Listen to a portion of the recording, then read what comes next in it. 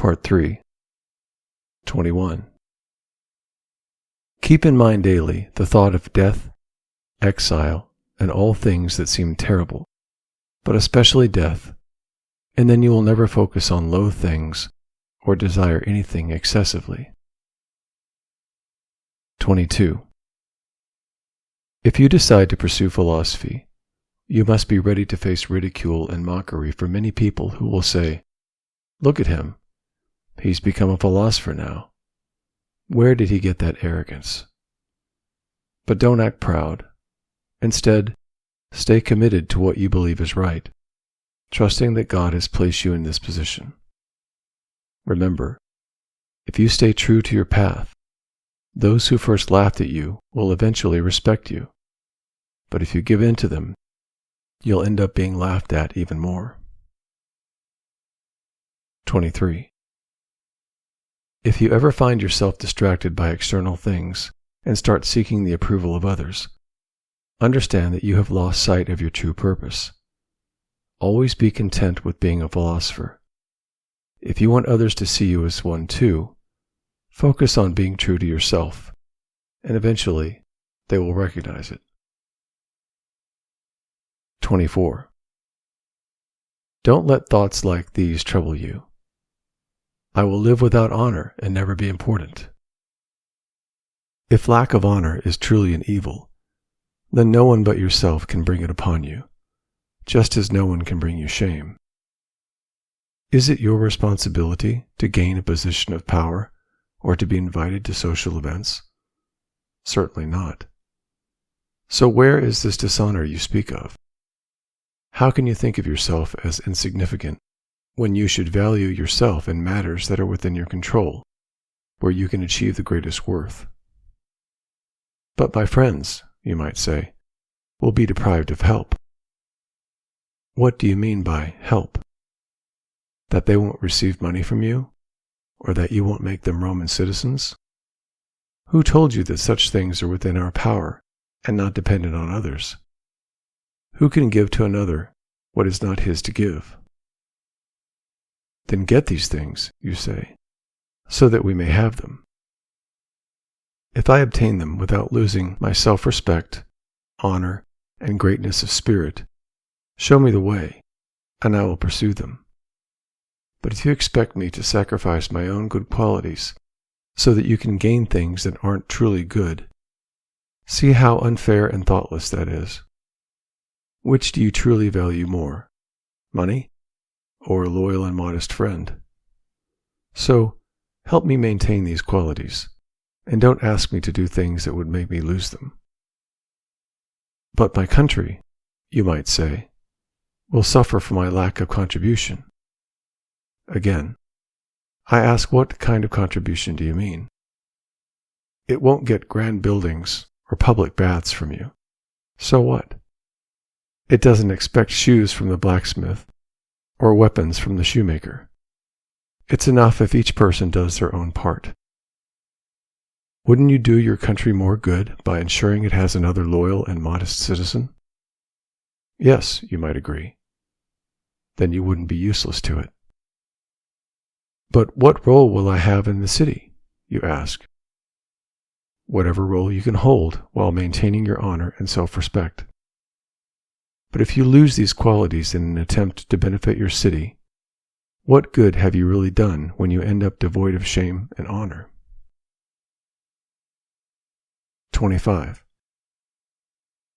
Has someone been given priority over you at a banquet, a meeting, or been consulted before you for advice? If these things are good, you should be happy that they received them. If they're bad, don't be upset that you didn't. Remember, if you want to obtain what is beyond your control, you can't expect to receive the same rewards as others unless you behave as they do. How can someone who doesn't frequent the homes of the powerful expect to receive the same benefits as someone who does? Or how can someone who doesn't flatter the powerful expect the same treatment as someone who does? It would be unfair and insatiable to expect these privileges for free without paying the price. What is the price of a lettuce? perhaps an obol. If someone pays their obol and gets their lettuce, and you don't pay and you don't get it, don't think you've been wronged. Just as the other person has the lettuce, you still have the obol you didn't spend. The same principle applies to behavior. You weren't invited to someone's banquet? That's because you didn't pay the price for which the host sells his dinner. He sells it for flattery and attention. Pay that price if you think it's worth it. But if you want to get the benefit without giving up anything in return, nothing will satisfy you in your folly. What, you say, you got nothing instead of the dinner?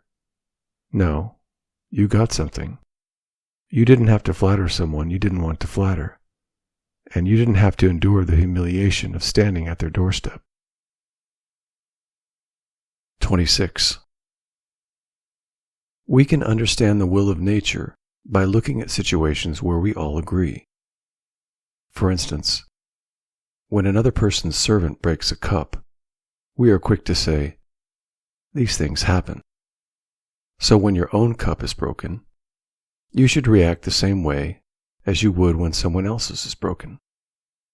Apply this principle to more significant matters. If another's child or spouse dies, we all say, "That's the fate of humanity." But when it happens to us, we immediately cry out, "Oh, woe is me." We should remember our reactions when it happens to someone else. 27. Just as a target isn't set up for people to miss, nothing in the world is inherently evil. 28. If someone entrusted your body to a random stranger, you would be outraged, but you let anyone who comes along disturb and confuse your mind just by insulting you. Aren't you ashamed of that? In everything you do, consider the first steps and what follows, and approach it accordingly. Otherwise, you'll start with enthusiasm because you haven't thought about the difficulties, and then, when challenges arise, you'll give up in shame. Do you wish to win at the Olympics? So do I, by the gods, for it's a noble thing. But consider the initial steps and the consequences before you commit.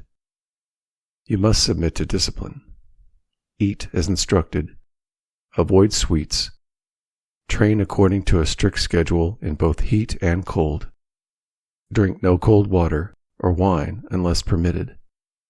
You must fully dedicate yourself to your trainer as you would to a doctor, and then, during the competition, you might get injured, twist your ankle, swallow sand, or even lose. If you have considered all this carefully and still want to proceed, then pursue the athlete's path. If you act without thinking, you'll be like children who one day play at being wrestlers, another day gladiators, sometimes pretend to be trumpeters, and other times take the stage as actors. Like them, you'll be an athlete one day, a gladiator the next, then an orator, and finally a philosopher, but never committed fully to any of these roles. You'll be like an ape, imitating everything you see, constantly changing your mind, and half-heartedly pursuing each new interest that captures your fancy. When you take on something, do it with consideration, looking at it from all sides. Some people, when they see a philosopher or hear someone speaking like Euphrates, and who can speak as well as he can, wish to become philosophers themselves. 29. Man, before you embark on any endeavor, first consider what it truly entails. Then examine your own abilities and see if you are capable of handling it. Do you wish to compete in the pentathlon or wrestling? Then take a look at your arms, your thighs, and assess the strength of your body. Different people are born with different strengths for different tasks. Do you think that if you take on such a challenge, you can continue living as you do now? Eating, drinking, and indulging in your desires and discontent just like before? No, You must prepare to stay up late, work hard, leave behind your family, be looked down upon by even the lowest of people, be ridiculed by those you encounter, and face defeat in every possible area, in honor, in position, in fairness. This is what you must consider. Are you willing to pay this price for peace of mind, freedom, and tranquility? If not, then don't pursue it. Don't be like a child trying to be a philosopher one day, a tax collector the next, then an orator, and finally, one of Caesar's procurators. These roles are not compatible. You must choose to be one person, either good or bad. You must develop either your inner self or your external attributes. In short, you must decide whether you want to be a philosopher or just another person. 30. The appropriateness of your actions is generally determined by the relationships they involve. He is your father. This means you are called to take care of him, to yield to him in all matters, and to endure his reproaches, or even his strikes. But he is a bad father. Well, did you have any natural right to a good father? No, you only have the right to a father. My brother wrongs me. Be careful, then, to maintain your relationship with him, and don't focus on what he does, but rather on what you should do if you aim to live in harmony with nature. For no one can harm you without your consent. You will only be harmed when you believe you are harmed. You will only understand what to expect from a neighbor, citizen, or official if you make it a habit to consider the relationships involved.